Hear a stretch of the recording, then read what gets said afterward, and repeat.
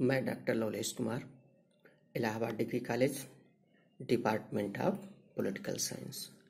आज की हम इस वीडियो क्लास में बीए पार्ट 1 में राष्ट्रपति की शक्तियों के संबंध में डिस्कशन करेंगे कि राष्ट्रपति को किस प्रकार की शक्तियां दी गई हैं। इसके पूर्व हम बीए पार्ट 1 की क्लास है तो उस बच्चों को भी दृष्टिगत रखना है जिन्होंने अभी तक कभी भी पॉलिटिकल साइंस के किसी भी विषय वस्तु के बारे में अभी तक जानकारी नहीं है। तो इसके संबंध में हम उनको दृष्टिगत रखते हुए एक ऐसे समझ या इसके अंडरस्टैंडिंग डेवलप करेंगे ताकि हर बच्चे को आसानी तरीके से इसको समझने में आसान लगे। तो राष्ट्रपति की जब शक्तियों की बात होती है, क्योंकि आप लोगों को एक थ्योरेटिकल क्वेश्चन लिखना बीए पार्ट 1 में, तो अब जैसे क्वेश्चंस में आ जाएं कि राष्ट्रपति की क्या शक्तियां हैं, राष्ट्रपति की क्या अधिकार हैं या राष्ट्रपति का क्या रोल है। तो जब राष्ट्रपति के रोल की बात हो, भूमिका की बात हो, राइट या अधिकार की बात हो, शक्ति अथवा पावर की बात हो, तो उसमें से तो राष्ट्रपति की शक्तियों को दो भागों में ही हम बांट करके देखेंगे। तो राष्ट्रपति की टू पार्ट ऑफ पावर्स को दो भागों में उसकी शक्तियों को बांटेंगे, डिवाइड करेंगे। तो उसमें से पहले को भाग डिवाइड करेंगे सामान्यकालीन शक्तियां, general power of the president, और दूसरे को डिवाइड करके देखेंगे emergency power of the president, राष्ट्रपति की आपातकालीन शक्तियां। अब यहाँ पर हमें कंसेप्ट छोटा सा लेना है कि हमको इन सभी चीज़ों को आसानी से याद भी कर सकें और याद भी रखें तो इसके संबंध में हम देखते हैं कि राष्ट्रपति की सामान्यकालीन शक्तियों में इसमें देखेंगे कि कार्यपालिका संबंधी अधिकार की बात करें या शक्ति की बात करें। कार्यपालिका, विधायिका, न्यायपालिका, वित्तीय, न्याय, सैनिक और राजनयिक या अन्य भी अधिकार आते हैं जिनको हम राष्ट्रपति की शक्तियों, अधिकार या भूमिका के रूप में देख सकते हैं। ये तो राष्ट्रपति की सामान्यकालीन शक्तियां होती हैं। अब इनके अंतर्गत 1 बाय 1 एक एक करके इन बिंदुओं के अंतर्गत समझेंगे कि किसमें क्या कहा गया है और राष्ट्रपति की क्या क्या कार्य है। इमरजेंसी शक्तियों में जैसे राष्ट्रीय आपात की बात होती है, संवैधानिक तंत्र की विफलता की बात होती है, वित्तीय आपात की बात होती है, फाइनेंशियल इमरजेंसी की बात होती है। नेशनल इमरजेंसी, फाइनेंशियल इमरजेंसी या संवैधानिक तंत्र की विफलता होती है ना, तो जहाँ पर राज्यों की सरकार नियम और कानूनों के अंतर्गत नहीं चलती हैं तो केंद्रीय सरकार के द्वारा या राष्ट्रपति के द्वारा वहाँ राष्ट्रपति शासन लागू कर दिया जाता है। उसी को संवैधानिक तंत्र की विफलता भी कहते हैं। ठीक है, तो हम अब यहाँ पर राष्ट्रपति की सामान्यकालीन शक्तियों को 1 बाय 1 एक एक करके देखेंगे। तो जैसे कि भारतीय संविधान की आर्टिकल 53 में कहा गया है कि राष्ट्रपति अपने शक्तियों का प्रयोग जो संविधान के अंतर्गत उसको दी गई हैं उसका वो प्रयोग स्वयं करेगा अथवा अपने अधीनस्थ प्राधिकारियों या अधिकारियों की बात की है। तो जहां पर प्राधिकारी या अधिकारियों की बात की गई है अधीनस्थ की राष्ट्रपति की, तो वहां से मीनिंग या तात्पर्य उसका केंद्रीय मंत्रिमंडल से है। और भारत सरकार के कोई भी कार्य, सेंट्रल गवर्नमेंट की एनी एक्टिविटी, कोई भी क्रियाकलाप जो होते हैं वो राष्ट्रपति के नाम से किए जाते हैं। और राष्ट्रपति को संघ के मामलों में सूचना प्राप्त करने का भी अधिकार है। ये प्रावधान संविधान के आर्टिकल 78 में किया गया है। और यह भी है कि प्रधानमंत्री का कर्तव्य भी है, प्राइम मिनिस्टर की, पीएम की ड्यूटी भी है कि यदि किसी भी संबंध में राष्ट्रपति उनसे सूचना मांगना चाहे या उनसे प्राप्त करना चाहे तो अपना कर्तव्य समझते हुए राष्ट्रपति को सूचना उपलब्ध करवाएं। तो अब जो है, अब हम बात करते हैं मंत्रिपरिषद की गठन की बात करते हैं। तो संविधान के आर्टिकल जो है 74 में मंत्रिपरिषद दिया गया है, केंद्रीय मंत्रिपरिषद की बात है। तो मंत्रिपरिषद के अंतर्गत अब क्या होती, राष्ट्रपति की कौन सी शक्तियां होंगी, कार्यपालिका, क्योंकि इनको कार्य करना है। एग्जीक्यूटिव पावर की बात है, कार्यकारी शक्तियों की बात है। तो कार्यकारी शक्तियों में कौन से, राज्यपाल, मतलब अब ये ध्यान देखना है कि केंद्रीय सूची के अंतर्गत या संघ सूची कहिए आप, जैसे सूचियों का डिवाइडेशन करेंगे तो संघ सूची, राष्ट्र सूची और समवर्ती सूची। तो संघ सूची के अंतर्गत जितने भी विषय में आते हैं उनमें नियुक्त करने का अधिकार किसको होता है, राष्ट्रपति का होता है। ये एक तरह से कंसेप्ट बनाइए, एक एक करके याद रखने की या रटने की आवश्यकता कम से कम पड़े, क्योंकि सभी चीज़ों को रट करके आप नहीं एक्सप्लेन कर सकते हैं। तो यहाँ जब संघ के मंत्रियों की, भाई के राष्ट्रपति की बात है, सेंट्रल गवर्नमेंट की बात है, केंद्रीय सरकार की बात है या भारत सरकार की बात है, तो यहाँ पर संघ के मंत्रियों की नियुक्ति होती है। जैसे हमने पहले ही बता दिया है कि प्रधानमंत्री की नियुक्ति कौन करते हैं, राष्ट्रपति करते हैं। अर्थात प्रधानमंत्री की नियुक्ति, संघ के मंत्रियों की नियुक्ति, राज्यों के राज्यपाल, सुप्रीम कोर्ट के चीफ जस्टिस या उनके अन्य जो न्यायाधीश होते हैं, भारत के न्यायवादी, अटर्नी जनरल ऑफ इंडिया की बात है, भारत के नियंत्रक एवं महालेखा परीक्षक की बात है, संघ लोक सेवा आयोग के अध्यक्ष और सदस्यों की बात है, यूपीएससी की बात जो है ना यहीं पर है, मुख्य निर्वाचन आयुक्त की बात है या उससे अन्य जो निर्वाचन आयुक्त, क्योंकि हमारा जो निर्वाचन आयोग है पहले एकल सदस्य था, अब बहुसदस्यीय हो गया, अर्थात 3 जो है होते हैं, उसके सदस्य भी बनाए जाते हैं, जिनको जो है निर्वाचन आयुक्त ही उनको भी बोला जाता है। राष्ट्रीय अल्पसंख्यक आयोग के अध्यक्ष एवं सदस्यों, राष्ट्रीय महिला आयोग के अध्यक्ष एवं सदस्य, राष्ट्रीय मानवाधिकार आयोग के अध्यक्ष अथवा सदस्य, अनुसूचित जाति, अनुसूचित जनजाति एवं अन्य पिछड़ा वर्ग के अध्यक्ष एवं सदस्यों की नियुक्ति भी राष्ट्रपति के द्वारा की जाती है। तथा संघ राज्य क्षेत्र के राज्यपाल या प्रशासक, जो केंद्र शासित प्रदेश होते हैं, उनमें यदि राज्यपाल की नियुक्ति करना है, या क्योंकि राज्यपाल जैसे दिल्ली में है तो राज्यपाल की नियुक्ति कौन करते, उपराज्यपाल जो है, उपराज्यपाल की जो है लेफ्टिनेंट गवर्नर की जो नियुक्ति करते हैं वो राष्ट्रपति के द्वारा की जाती है। कश्मीर पे जैसे आप केंद्र शासित प्रदेश बना दिए गए हैं तो वहाँ चाहे राज्यपाल की नियुक्ति करना हो, उपराज्यपाल की, चाहे प्रशासक की नियुक्ति करना हो, ठीक है, तो उनके जो है दोनों के संबंध में नियुक्त करने का अधिकार किसको है, राष्ट्रपति को है। और मुख्य जैसे दिल्ली के मुख्यमंत्री की नियुक्ति है, वह पांडिचेरी के मुख्यमंत्री की नियुक्ति है, और उसके साथ साथ अब जो जम्मू कश्मीर के संबंध में भी वही रूल लागू होगा, चाहे वहाँ के जो जम्मू एंड कश्मीर जो पुनर्गठन विधेयक पारित किया गया है, तो लद्दाख में केंद्र शासित प्रदेश है वो, और जो जम्मू में है क्या, तो विधानसभा का गठन का प्रावधान है, तो वहाँ के मुख्यमंत्री की नियुक्ति भी राष्ट्रपति करेंगे। वित्त आयोग, फाइनेंस कमीशन की बात है, तो वित्त आयोग की भी नियुक्ति, राजभाषा आयोग की नियुक्ति या अन्य आयोगों जो भी है केंद्र सूची के अंतर्गत जो विषय हैं, उन सभी की नियुक्त करने का अधिकार किसको है, राष्ट्रपति को। ये राष्ट्रपति की कौन से अधिकार होंगे, एग्जीक्यूटिव पावर होंगे, कार्यकारी या कार्यपालिका संबंधी अधिकार होंगे। अब राष्ट्रपति की किसकी बात करते हैं, legislative power of the president, राष्ट्रपति के विधायिका संबंधी अधिकार, जो कानून के संबंध में राष्ट्रपति को क्या अधिकार दिए गए हैं उनको कैसे करना है। तो राष्ट्रपति का संघीय कार्यपालिका का संवैधानिक प्रमुख होने के कारण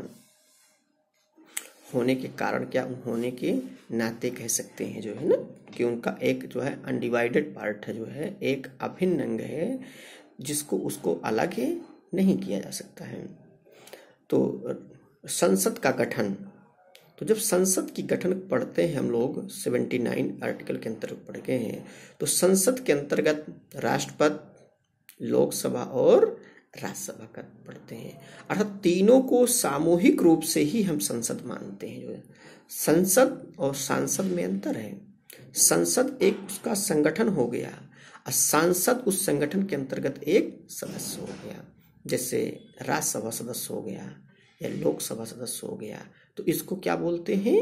सांसद बोलते हैं। तो राष्ट्रपति, लोकसभा तथा राज्यसभा तीनों से मिलकर क्या बनी होती है? संसद बनी होती है। और इसका उल्लेख संविधान के किस आर्टिकल में है? 79 में है। तो इससे संबंध में जो लेजिस्लेटिव पावर्स हैं राष्ट्र प्रेसिडेंट के, तो कौन कौन से हैं? जैसे अधिवेशन बुलाने या समाप्त की घोषणा करने में। कोई अधिवेशन का मतलब होता है मीटिंग या सभा। और शब्दों में अगर कोई शब्द हिंदी और इंग्लिश के बच्चे हों तो नोट करके डिक्शनरी का भी आप सहयोग हेल्प ले सकते हैं। तो इसमें क्या है? अधिवेशन, मीटिंग या सभा बुलाने और समाप्त करने का अधिकार किसके पास होता है? राष्ट्रपति के पास होता है। जैसे वो किसी भी जो है राष्ट्रपति जो है लोकसभा को भंग भी कर सकता है, तो किसके अंतर्गत उसकी शक्तियां हैं? लेजिस्लेटिव पावर के अंतर्गत, विधायी शक्तियों के अंतर्गत है।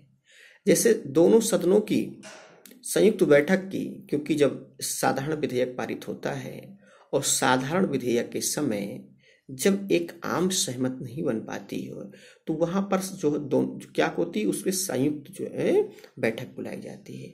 संयुक्त बैठक जो है बुलाने और उसके जो है संबोधित करने का पावर किसको है? राष्ट्रपति को है।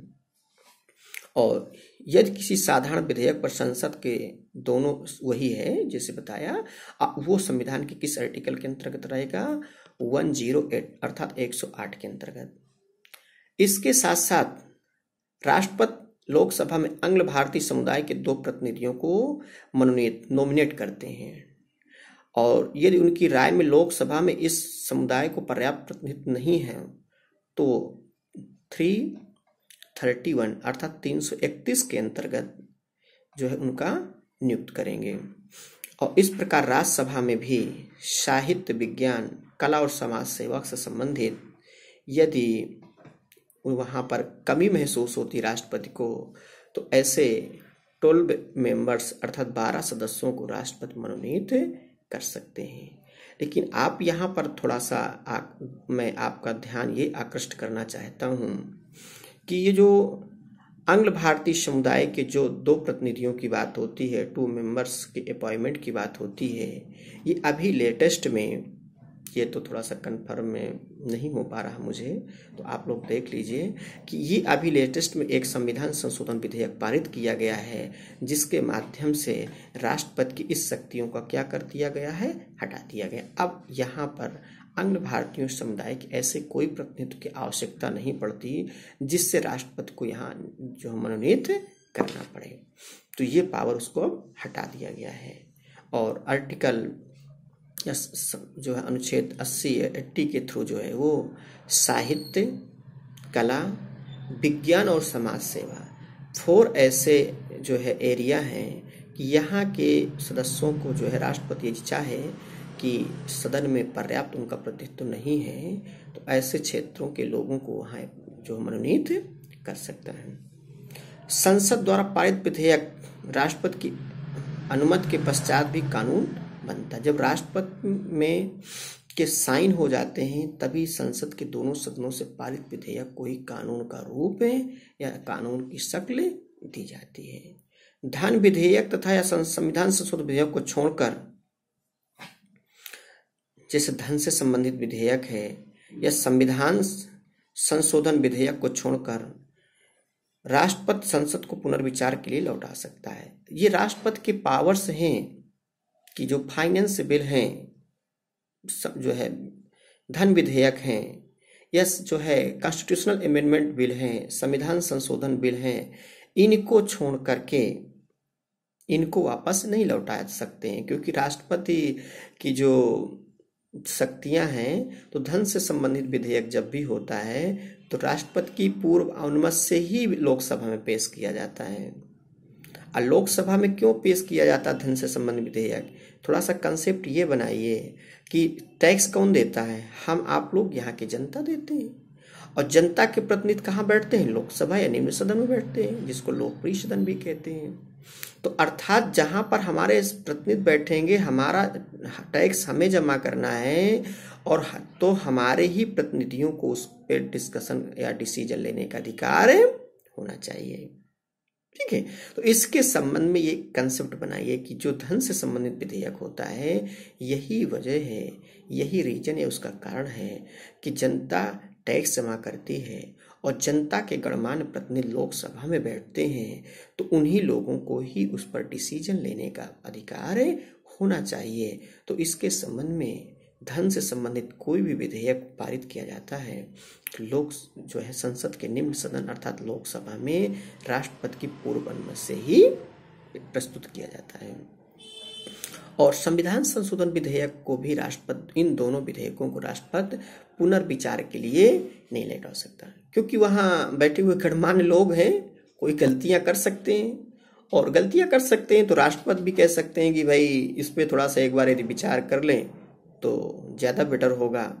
तो वो यदि एक बार विचार करके वापस लौटा देंगे, तो दूसरी बार राष्ट्रपति उसको नहीं कह सकते कि पुनर्विचार का मतलब एक ही बार है कि एक बार उसको विचार कर लें कि हो सकता है कोई गलतियां हो, तो उसमें आप लोग सुधार कर लें जो है। और राष्ट्रपति की जो इसकी शक्तियां होती हैं जो है, तो धन से संबंधित कोई भी बिल है तो उसकी अनुमति के बाद ही उसको सदन में पेश किया जाता है। अब यहाँ हम ये बात करते हैं कि धन से संबंधित विधेयक जैसे होता है, ये भी उसके राष्ट्रपति की पूर्व अनुमति से पेश किए जाते हैं। नए राज्यों का गठन, निर्माण, वर्तमान राज्यों की सीमा क्षेत्र में परिवर्तन करने वाले विधेयक, जैसे आर्टिकल 3 के अंतर्गत। नेक्स्ट पॉइंट में हम देखेंगे कि ऐसा विधेयक जो भारत की संचित नीति से संबंधित हो, संचित नीति के व्यय से संबंधित हो, तो आर्टिकल 117 में दिया गया धन विधेयक के संबंध में, तो वो भी क्या होगा, राष्ट्रपति की पूर्व अनुमति से प्रस्तुत किए जाते हैं सदन में। भूमि अधिग्रहण से संबंधित विधेयक, ये भी राष्ट्रपति की पूर्व अनुमति से है। कराधान से संबंधित विधेयक, जो टैक्स से संबंधित होते हैं जिसमें राज्य का हित प्रभावित हो, वो भी राष्ट्रपति की पूर्व अनुमति से होते हैं। और इसके साथ साथ जो राष्ट्रपति की विधायिक जो है, विधायिका संबंधित शक्तियों, लेजिस्लेटिव पावर में जो है, जो ऑर्डिनेंस या अध्यादेश जारी करने की शक्ति है जो है, तो राष्ट्रपति की ये जो है अध्यादेश जो है, तो अध्यादेश भी राष्ट्रपति की विधायिका संबंधित शक्तियों में से एक है। अब हम राष्ट्रपति की जो है, इसके साथ साथ हम अन्य शक्तियों के बारे में डिस्कशन करते हैं। नेक्स्ट पॉइंट में judiciary power of the president, राष्ट्रपति की न्यायिक शक्तियां। अब राष्ट्रपति की न्यायिक शक्तियां कौन कौन सी हैं? तो संविधान के आर्टिकल 50 के अंतर्गत ये कहा गया है कि न्यायपालिका को कार्यपालिका से क्या कर दिया गया है, सेपरेट कर दिया गया, पृथक कर दिया गया है।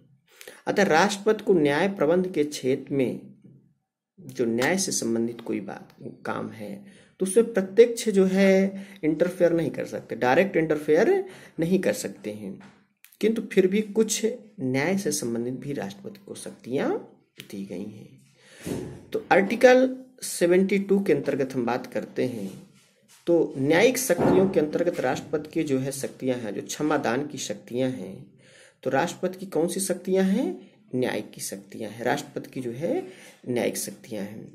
तो क्षमादान में क्या कर सकते हैं? जैसे किसी व्यक्ति को जो है दंड को क्षमा कर दिया जा सकता है, प्रतिलंब कर सकते हैं, परिहार कर सकते हैं, विराम या लघुकरण कर सकते हैं। उसकी कंडीशन क्या होनी चाहिए? जब सेना न्यायालय द्वारा दिया गया दंड हो, जबकि दंड जो है संघीय विषय से संबंधित हो और विधि के विरुद्ध अपराध के लिए दिया गया हो, और उसी के साथ साथ जो है जबकि दंडादेश मृत्युदंड हो, तो इन सभी के संबंध में राष्ट्रपति को जो है क्षमादान करने की शक्ति दी गई है।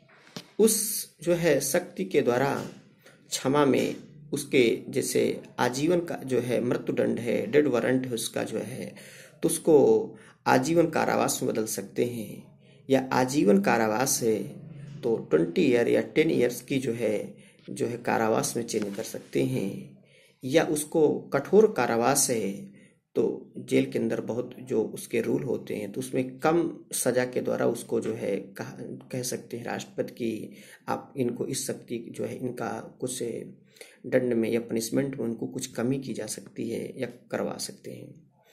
और उसके जो है न्यायिक शक्तियों में नेक्स्ट पॉइंट में कंसल्ट की बात होती, परामर्श की बात होती। 143 के अंतर्गत राष्ट्रपति जो है किसी सार्वजनिक मामले में जो है सार्वजनिक हित से संबंधित हैं तो सुप्रीम कोर्ट से जो है अपनी जो है सलाह ले सकते हैं। लेकिन वो सलाह तो ले सकते हैं, लेकिन राष्ट्रपति उस सलाह को मानने के लिए बाध्य नहीं है कि माननीय जो उच्च न्यायालय सुप्रीम कोर्ट जो राष्ट्रपति को सलाह देंगे तो वो सलाह मानने के लिए बाध्य नहीं है। राष्ट्रपति उस सलाह को मान भी सकते हैं और उसको अमान्य भी कर सकते हैं। तो इसके अंतर्गत और इसके साथ साथ उनमें विधायी शक्तियों के अंतर्गत जो है न्यायपालिका शक्तियों के अंतर्गत है, जुडिशरी पावर के अंतर्गत राष्ट्रपति 224 के अंतर्गत है सुप्रीम कोर्ट के जो है न्यायाधीशों की नियुक्ति करते हैं।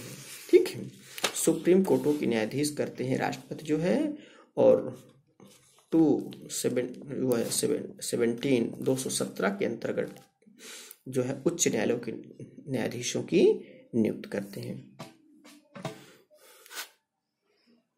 और इस प्रकार से जो है राष्ट्रपति की कौन सी शक्तियां हैं जो है न्यायपालिका या न्यायिक शक्तियां हैं। अब राष्ट्रपति की हम पढ़ेंगे financial power of the president. राष्ट्रपति की वित्तीय शक्तियां क्या है? तो राष्ट्रपति को वित्तीय के क्षेत्र में कुछ महत्वपूर्ण शक्तियां दी गई हैं। राष्ट्रपति प्रत्येक वित्त वर्ष के प्रारंभ में संसद के दोनों सदनों के सम्मुख भारत की उस वर्ष के आय और व्यय के विवरण का क्या रखता है? लेखा जोखा, अर्थात आय व्यय का विवरण जिसको कहा जाता है उसी को क्या कहते हैं? बजट, क्योंकि उसको समझ सकते हो आप, बजट हमेशा आता है जो है हर साल आता है।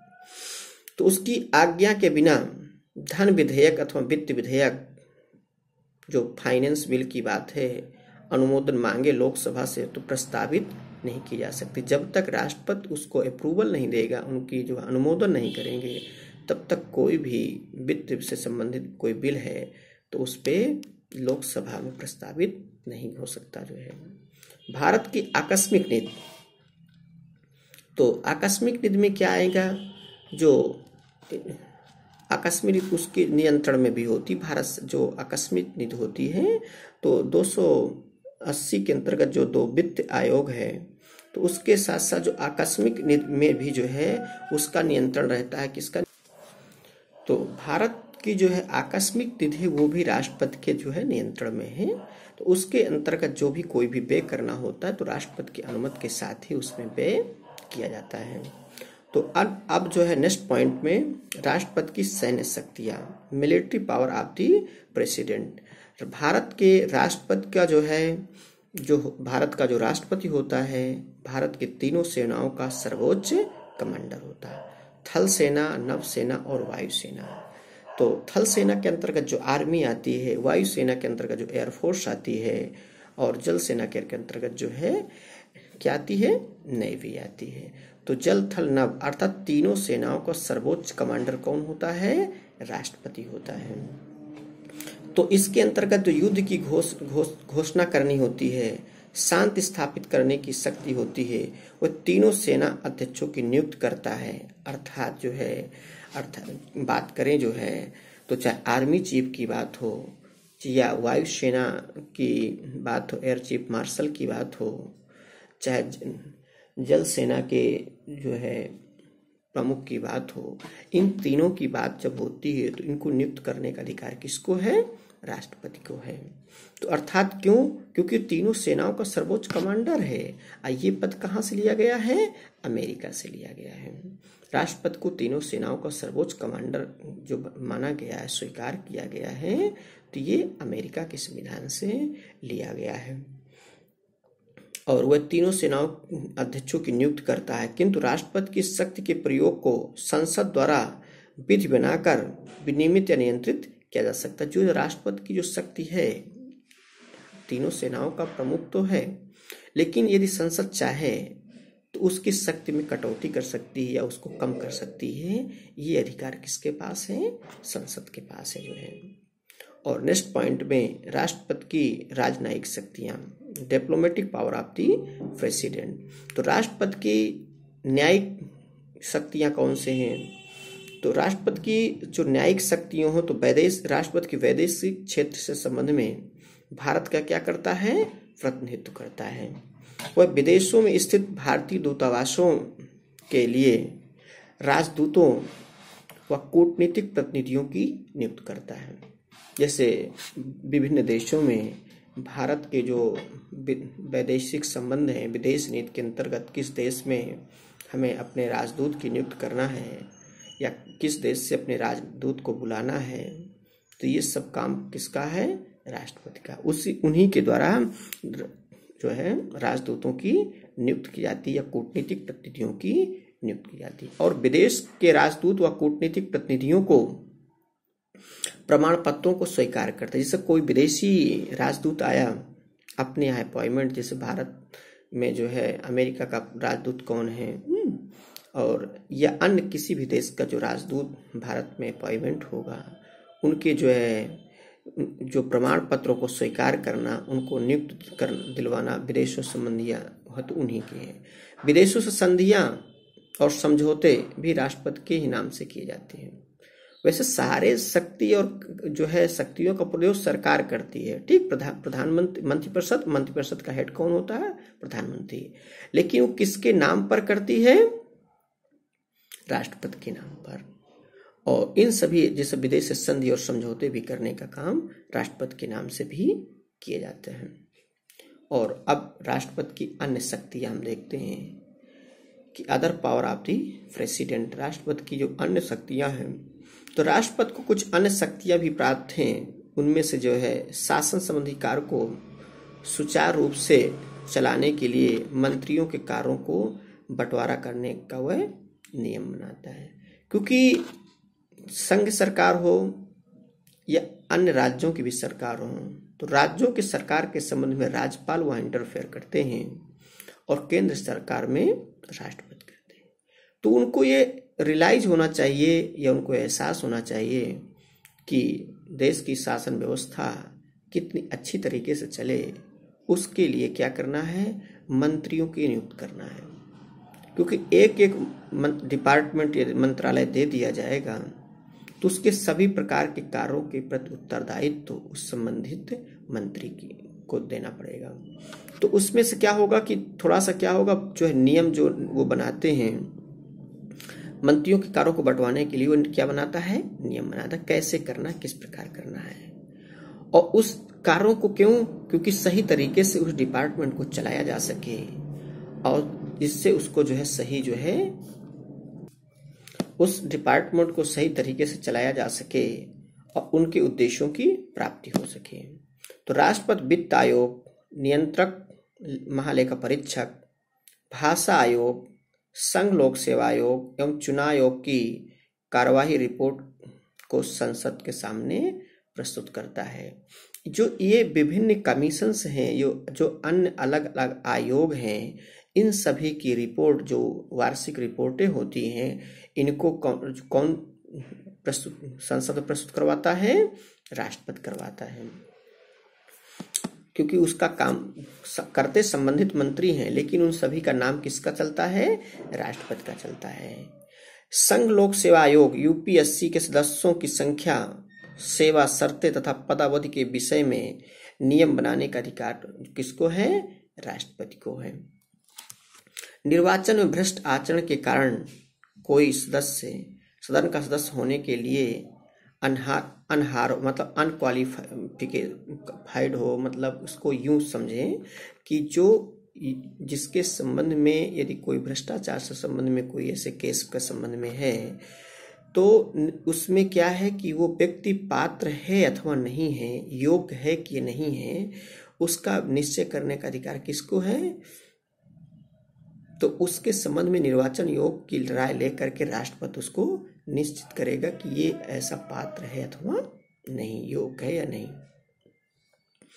इन सभी के साथ तो ये सभी शक्तियां राष्ट्रपति की अन्य शक्तियों के अंतर्गत आती हैं। तो आज हमने राष्ट्रपति की शक्तियों के संबंध में जो हमने आज डिस्कशन किया, तो उसमें राष्ट्रपति की शक्तियों को दो भागों में बांटा, एक सामान्यकालीन शक्तियां, एक आपातकालीन शक्तियां। तो जो सामान्यकालीन शक्तियां हैं, मुख्य बिंदुओं पर उस पर आज हमने डिस्कशन कर लिया है, और इसके संबंध में नेक्स्ट जो शक्तियां होंगी, आपातकालीन शक्तियां होंगी, नेक्स्ट वीडियो क्लास में दी जाएंगी। आज की वीडियो क्लास यहीं तक। Thank you so much.